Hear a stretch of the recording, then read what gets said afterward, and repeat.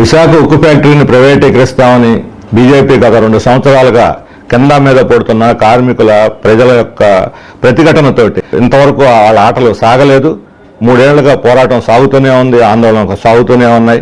ఇప్పుడు ఉన్నటువంటి ముఖ్యమంత్రి గారు ఈ 2 సంవత్సరాల్లో మాట్లాడకుండా విశాఖలో సైతం పర్యటించారు.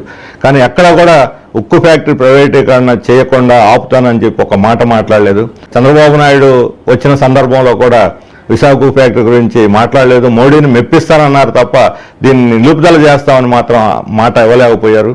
ఈ రకంగా ఒక మోసపూరితమైనటువంటి మౌనాన్ని 3 పార్టీలు అనుసరించి అటు కార్మికులకు మద్దతు అంటూనే ప్రైవేటీకరణకు బీజేపీకి మద్దతు ఇస్తున్నటువంటి ఈ నయవంచనను తిప్పికొట్టాలని చెప్పి కోరుతున్నాను. గాజువాక నుండి పోటీ చేస్తున్నటువంటి సిపిఎం అభ్యర్థి ఇండియా బ్లాక్ పార్టీల మద్దతుతోటి జగ్గునాయుడు గారు ఆయన సుత్తి కొడవలి నక్షత్రం గుర్తు మీద ఓటేసి గెలిపించాలని నేను విజ్ఞప్తి చేస్తున్నాను.